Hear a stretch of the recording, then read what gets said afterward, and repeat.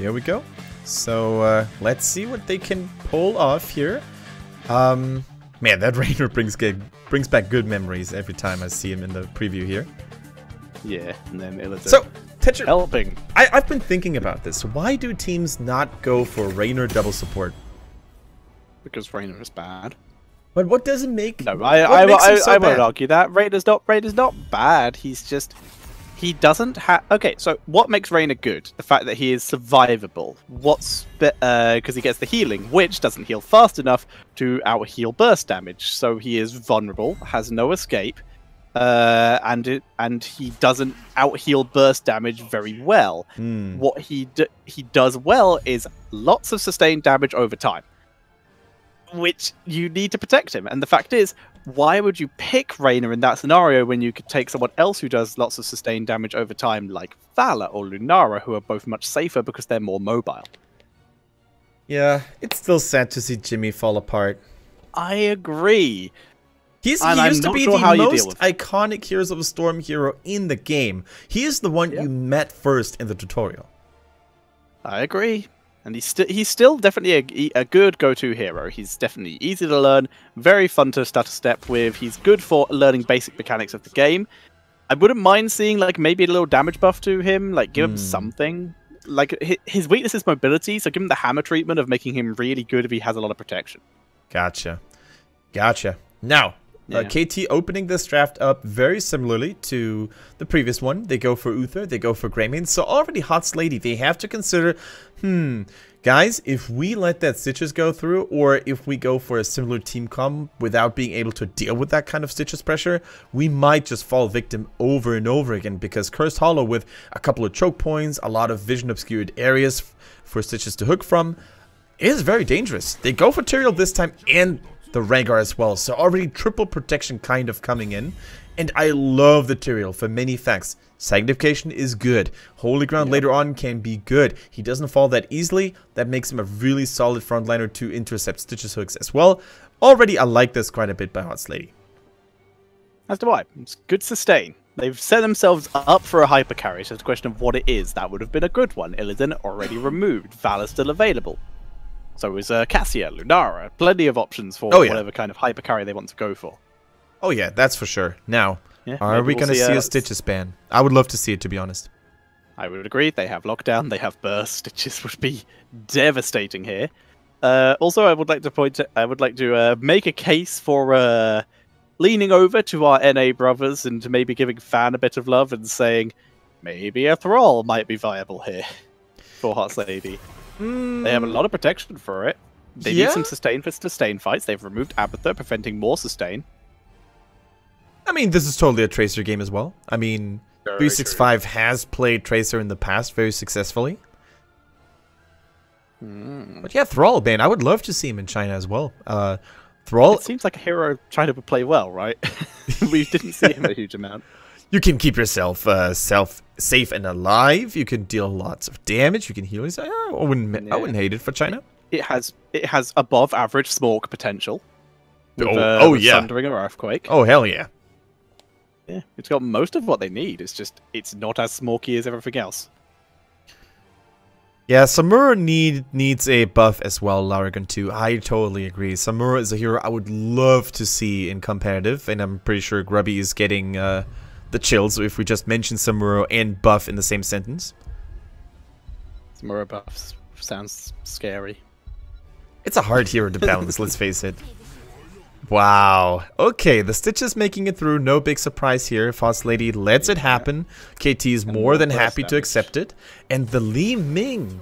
We mentioned her briefly earlier, Tetcher, saying that she's one of the few mages still left in the current meta, and she only pops up every now and then, but I kind of like her here, to be honest. It's a lot of burst damage. You can really mess up someone's day. And especially after getting an early kill with a hook, you can just reset after like crazy.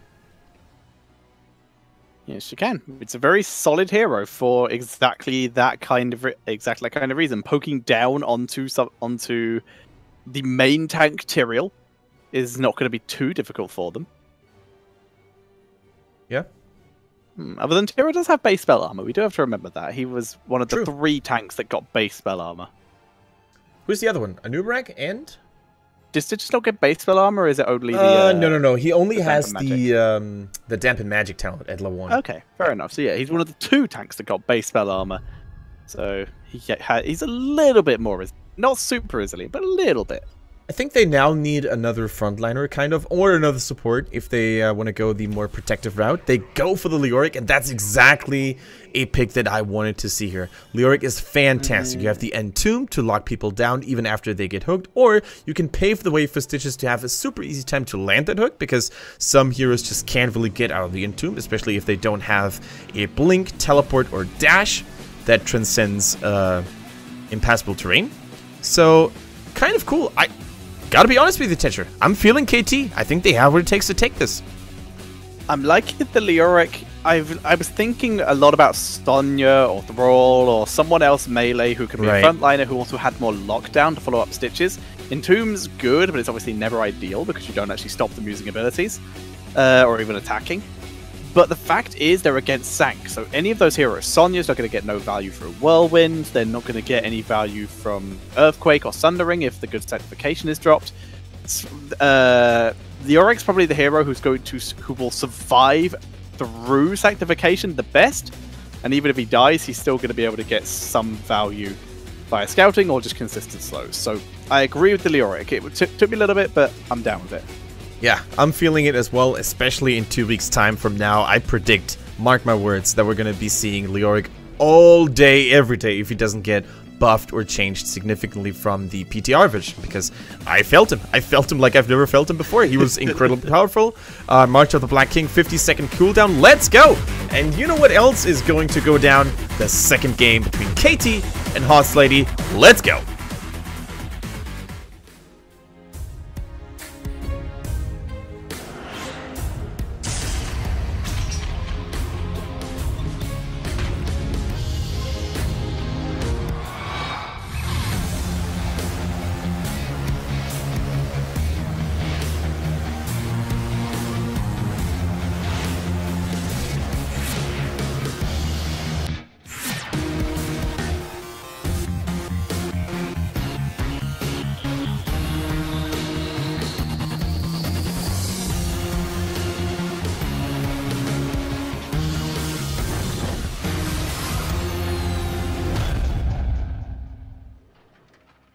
Alright, ladies and gentlemen, welcome to Cursed Hollow, game number 2. Hots Lady on the left, 365 on Tass, again on Rhaegar, Lias. Oh my god, that was fast.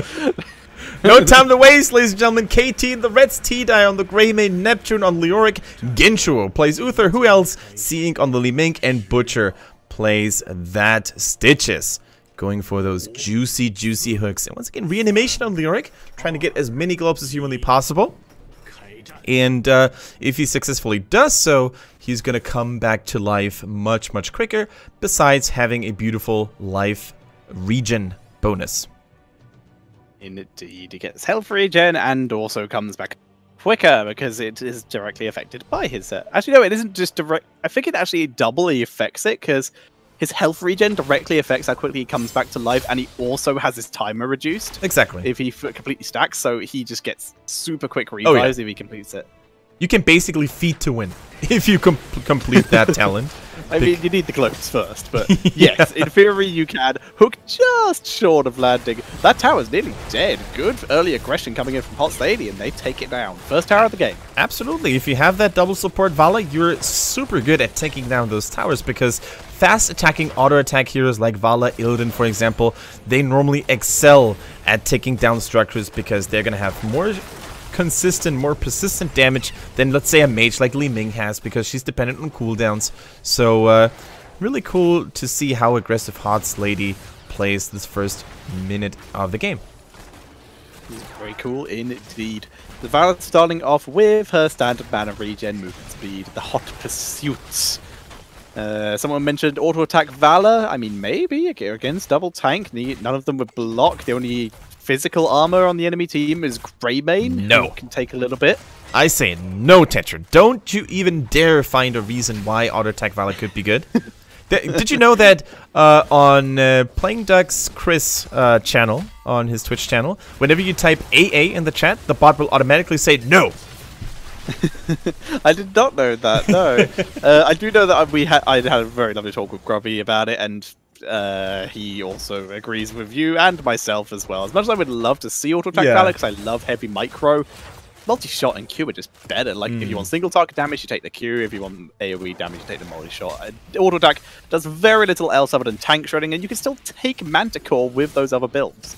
Yeah, exactly. And the reason why Vala is such a dominant ranged assassin in the current meta right now is basically because she can do both. Even if she doesn't go for a respective auto attack build, her hits will still hit like a truck in the late game. And furthermore, she brings a lot of ability damage to the table. The multi-shots, the Hungering Arrow builds, all of those builds encourage a lot of ability damage. Sometimes even more so than dedicated mages, like let's say a Jaina or a Kalthas, which is why those heroes have fallen off in popularity so much. Because Vala can just do it all. She does it all. Indeed she does. This is why Valor is currently the go-to assassin in the game. Yep. Lady, looking to try and take a tribute, find an orb. Not the most ideal trade there. More missiles. Very good denial so far from Li Ming, able to control the area. Exactly. All that KT wants to do right now is to keep their opponents at bay, to prevent them from taking the tribute, because Leoric is doing a fantastic job soaking in the top lane. He went for the Royal Focus build at level 4. We're probably going to see the Lingering Apparition later on as well, to allow him to basically out-soak, or at least counter-soak the Dehaka very well. So all they need to do is just buy time. Yep. Is Lingering Apparition enough to rotate between mid and top in time for the minion waves on this map? I mean, the minions have to go a long way. You can definitely soak those two lanes. You might miss a minion or two sometimes. Yeah. Alright, good to know. Dehaka is going to rotate down first, and as such, Halsady able to control, and they grab the first tribute of the game. I was going to say, I would actually love to see the camera on Leoric here to basically see how he does it. We're just going to take a look here at the minimap and how fast he moves between those two lanes. I think he just used the Wraithwalk there. There we go. So it's going to be another just normal lane matchup. Now, are we going to see the Lingering Apparition? Oh, we see the... Wait, that is the range on the maze, actually. Okay. I guess. Yeah. I mean... It's just to make sure that once they try and run away from Stitches, you're guaranteed to get the slow, but it's not the extra slow, so slow. Yeah, it's not the Paralyzing Rage, it's the Ghastly Reach, I think it's called. So, I mean, you make sure that Stitches has an easier time catching someone, I agree, but it's still a talent we're not used to seeing in competitive quite a bit, because sometimes the Paralyzing Rage gives you so much value, especially if there's a heavy melee lineup in the enemy team. For the most part, though... I don't know. Lingering Apparition becomes the go-to. Oh, holy shot, Genshua, baby! Let's go. Get sniped. That is a kill going over to KT here. There is an argument for the Ghastly Reach that I will mention here, and that is the fact that Royal Focus gives you the bonus damage to that swing. Yeah. That if you enter a team fight with it, you're going to hit more people and therefore get more damage and more value. It's a fair point. I'm going to double check though, because I'm not sure if the Royal Focus affects minions only. I will tell you now. Alright, if your body takes no damage, Wraithwalk duration of the cooldown is reduced by 4 seconds. Wraithwalk also increases the damage of your next skeletal swing within 5 seconds by 50%. There we go. Bam. Nailed it. So now we know why the synergy is there between Ghastly Reach and Royal Focus. I like it. Got it. So yeah, it allows him to hit. It's going to make it easier for him to hit the minion wave as well. It's just a less effort talent, I guess. More damage in team fights. Alright, I'm down with it. See if it works. Means less CC, but they already have a fair amount of CC anyway. Yep. Another cool detail to pay attention to on why Genjo from KT and the Uther went for the Q build rather than, the more standard W build is mainly, I think, because of harassing and annoying people when it comes to tributes. Because the increased range on his Holy Light granted by the Silver Hand, or Silver Light, I think it's called, is because you want to get that range, you want to get the Holy Shock, and you have another wonderful poke tool available. So oftentimes you will see slight adjustments made by Uther. Also, it increases, or decreases, excuse me, the mana cost, which is always nice to have. Mana reduction is always good, because mana is a resource, and it's always nice to have more of any resource. Leos flees! Does not want to get caught out of position. He now knows, however, that no one else is there. To a big old fight in the mid lane. Get juked. Carlo waiting for the last second for that teleport. Oh yeah, Carlo definitely outsmarting the likes of KT here, waiting very patiently until those arcane orbs and other skill shots went down, only to get to safety in the nick of time. Nice little mind game here by Carlo. Beautifully done. The tribute is still ready for the taking though. Who's gonna go all in first? Both teams have hit level 10 now. Again, it's channeling. Once again, interrupted by Neptune, using that extra range, and it's taking a lot of damage. Divine Shield having to be dropped there. He probably could have got out without it, I might argue there. Maybe he would have been too low to continue team fighting then, and as such, True. Genshua wanted to make sure that they continue to fight his fives, but they're kind of rotating back and forth in that narrow choke point, and I'm not sure if they want to face Hot Lady there. Carlo.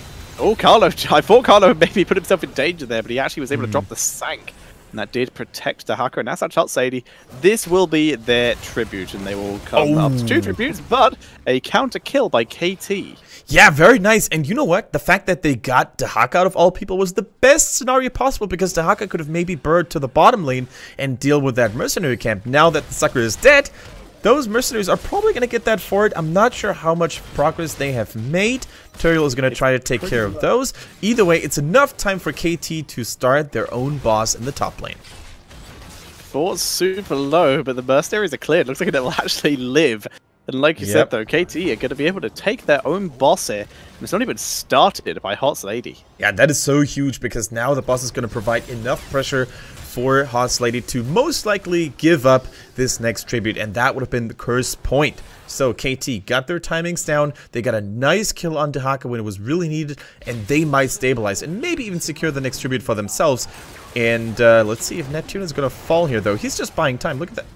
Yeah, he can't. I think he wanted to get the 4. He doesn't have Wraith Walk off cooldown, so he's in trouble. He was actually trying to buy himself time for Wraith Walk to come off cooldown. Yeah. It wasn't available, so he just died. Once again, he bought a little bit of time. Leoric losing him is not the worst thing in the world, but of course now it's a 4 versus 5, and they do not want to get cursed here. Oh, ho, ho. We saw Uther wasn't in position for that hooked stun follow-up here. Dahaka from behind drops the adaptation very early, which he took at level 10. Not enough to get a kill. Leoric's back from behind, drops the slow. Carlo out of position. Does he have Sank? Yes, he does. Doesn't want to drop it now, though. Wants to be with his team. But he drops it. There we go. Able to strafe a huge amount of damage onto Leoric. Leoric gets out. A whole lot of hustle and bustle. No kills, but a curse is taken by Hot Lady. That was so well done by Hot Lady as well, providing so much pressure, not even using the Archon either, to just push out and zone out KT. In the meantime, though, the boss on the top lane did a little bit of damage. Not enough to take down the fort, though, so many wins on multiple fronts for Hot Lady right now. They're in control of the game with this curse now being unlocked. Uber is currently quite upset about the Leoric build. Legendary European player Uber. Yeah. I mean, I'm not feeling it either. Like, okay, here we go. Divine Shield, keeping him alive. Moving on to Kid. He has disengaged very soon and gets out. There we go. Greymane's fine. Yeah, Greymane is fine for now, of course.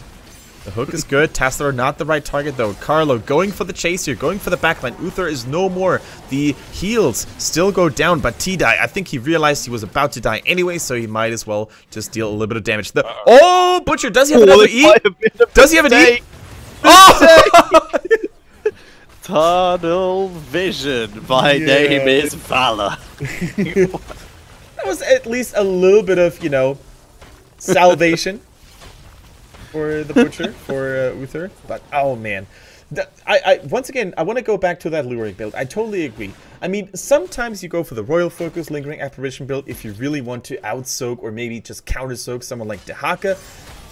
I think in this game, Leoric tried to get too much without really committing to any path. He's not a team-fighting Leoric, he's not a dual Leoric, he's not a soaking Leoric. He tries to be too many things at the same time, and as such, in my personal opinion, the overall combat efficiency has been rather low. And if you take a look at the global XP, well, there isn't really any lead there either. And to explain to everyone what earth is going on with that Li Ming level 13 talent, it is because China does not really like showing skulls or stuff like, oh, Lears. He's fine. He turns around, he has the adaptation on, is able to drag in Greymane, who gets cleansed out, and there's the Entomb, but Neptune is kind of doomed. Yeah. No, Entomb Doom is applied, and Kate, T-Die has to get out there. To finish my sentence though, China does not like showing skulls or death in general, which is the logo for Cannoneer. Glass Cannon. Li Ming's level 13 talent, so therefore they have a different logo for it. So that's what you're seeing. So Glass Cannon is the talent for level 13 on Li Ming. Nice that you mentioned it. Almost forgot about it. Now they get another kill on, they get another hook on Turiel, but he's just fine with 365 on the Tassador next to him. And that really starts to hurt KT. If you take a look at the roster from Hot's Lady, there's barely anyone that is a good hook target. Dehaka, well, he's got the self-sustain, he's got the burrow to get out of harm's way, the adaptation, we saw that earlier, no isolation this time around, which is a good choice in my opinion. Then we have Turiel, Sanctification, Tassador, slippery as hell, and even the Vala could dodge a hook with a nicely timed vault, so the best hook target is probably Rhaegar, but even then, if Turiel is at the ready, he's always going to have shields and sanctifications ready, right? Or even a holy ground now that 16 is around the corner. He's on point, yeah, there's a good chance he should be ready and prepared. Try and turn these around. Yep. The boss is now going to fall victim to the onslaught of Hot's Lady. KT either doesn't care or they just weren't aware that the boss was actually up. I think they cannot fight this because of 16 not being nearby. So as such, they're going to try to get at least a little bit of value from the map. They're trying to get this night camp here in the top half of the map. Someone in the chat asking, then why don't they have a different logo for Leoric's face? We actually have no idea. We have no sense, because the fact is Stitch's belly is covered up on all his skins. The Glass Cannon's logo has changed, a couple other talents have changed, but Leoric is completely unchanged. Yeah. We have no idea why, and we have no idea how. Exactly. And in some of the trailers, in some of the Chinese trailers, I think Stitches is also shown as, you know, in his true form, without any patches or stitches covering his belly. Redoing a rendered trailer is probably a lot more difficult. Yeah. Adding a bit to his skins in game. Exactly. Exactly. So Carlo now being chased down, Holy Ground, and of course the Eldruins might keep him safe and sound. A boss that's still sitting at 50% plus a Dehaka, that's a severe threat for the bottom keep. So KT, they either need to get a hook right now, or they need to pull back and defend. Otherwise, that bottom keep is going to be a goner. Well, Butcher, that was a minion. Unfortunately, not the one you want to go for. Yeah, unfortunately not able to... He's not been able to get as many picks as he did last time. This boss getting great value to Dehaka. Yeah, keep they're going to lose pressure on. This keep is... Yeah, that's almost certainly going down. Yeah, even if Leoric cleared the minions here, the boss would finish it. And that keep is actually alive. What? Oh, that clear! What? Royal Focus clear! The keep survives. That is clutch. However, it was still not enough for KT to save that tribute, but already saving this keep is a huge deal, because guess what? It's also Hot's Lady's boss lane, and holy cow, 365 needs to dodge those leading spells a little bit better. Sank is dropped. Here's the Entomb. Divine Shield is on Stitches. The Tyrael is blown up, but that's probably the death of Neptune. Down he goes. How is T-Die alive? He turns it round. These Li Ming resets are getting value, but she's had to bounce up. She's too low to risk coming in because she didn't take Dominance. Yep. She took Triumvirate. Exactly. If you don't have Dominance, which would give you health after every takedown, you cannot go for those fancy blip, blip, blip, blip, blip, kill, kill, kill plays that you normally are used to seeing from Li Ming. But still, kudos to Kudos top. I mean, they managed to stay alive in such close fashion, and you know, winning that fight was pretty important. I think they need to go for the boss though, right off the get-go. While still, Turiel, most importantly, is dead with a Holy Ground steal, Sanctification. That could be a problem. I think they wasted too much time doing basically nothing before starting the boss. Now, Tassador. He scouted it, he used Oracle to see what's going on here, and is losing this trade to Neptune very hard. But at least he knows what's going on, and he's at least slowing down Neptune, meaning that there is at least a little pressure on KT, meaning they can't put too much pressure on them. So now they need to be super fast with their rotation. They need to prevent this curse if possible, but not even close. Not a chance. So instead, what I would like to see here is to rotate to the bottom still, because there could be the threat of a core call. Hot's Lady, if they realize that KT were to, you know, push with the boss, for instance, they could easily just rush bottom, destroy that keep, and destroy the core as a result. So I like the fact that KT does not give in to the temptation of pushing with the boss. Instead, they go for a defensive stance. That keep is very much good instead at this point. If it gets hit by something, it's dying. Yeah. That keep should be considered dead, but without the threat of catapults. That's the only advantage they have for it being alive right now.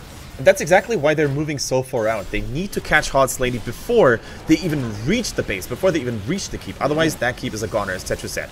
Entomb was dropped, but they're being forced back. That poke damage, a little bit too much, but they've so far been able to protect this keep. It is a 4 versus 5, remember. Dahaka is still in top lane, working down this boss. And he's actually been doing fantastic work. Dahaka is so strong against bosses. Combine that with the towers that were still standing. Now we see a fully fledged fight, though, with Tassler popping the Archon. Here's Dahaka, gets the drag, beautiful cleanse to turn it around. T-Dive moves onto Dahaka, who moves Sanctification, keeping himself alive, allowing Ancestral to land. Neptune will drop here once again, but Butcher surviving in the backline. T-Dive's dropping low, Genshuo, Mage Eyes, T-Dive is able to move to the backline, killing off Tassadar, but gets himself killed as well. Now Genshuo is going to die because he gets wholly grounded out, only Seeing alive. There's a couple low members, there's a chances of resets if he's able to hit Kid. Yeah. And Leoric is going to come back very soon. He has the reanimation talent at level 1, allowing him to come back faster than any other Leoric. They have Li Ming as well, so one reset could make all the difference. But there's a lot of protection. There's a lot of damage going on the core from KT right now. They're no longer low, they've been healed up, but here comes the pressure from Leoric. Entombed denying Dahaka from helping his team as Seeing goes in. Now they can get him now. Forced away. It's just an isolated Dahaka. Nice. And down he goes. Seeing saved the Seeing and Leoric here, saving the core. So that was probably one of the cooler Entombs I've ever seen. You know, isolating Dahaka. And making sure that the core hit him like a champ. The fact that he couldn't really reach his teammates anymore isolated him completely. And that was a cool kill. KT all of a sudden, from almost losing their core, going to having a numbers advantage for a very long time. And they're posturing up here. They realize that with Dahaka being dead for another 33 seconds and their members just respawning, they could maybe contest this boss. They need more kills. Yeah, and I'm so far really enjoying it, this Neptune King of the Sea and Sea Ink duo that is was able to save the game there. I wonder if they were able to take the boss. We can't exactly tell while this replay is going on. Yeah. And well, looks like there was a fight that was happening. Okay. Tyrael has died. Neptune has survived. Tyrael assists taking the boss, but also drops T-Dive very low. Hit. There was someone in the gorge, but a huge stun came out there. The boss is low, they're able to take it. Neptune sacrifices himself for the process as they turn onto Kid. Beautiful hook, and Kid will die. It looks like KT. Oh, never mind. Ooh, sneaky kill from behind. Might have saved the game there, picking up that second kill.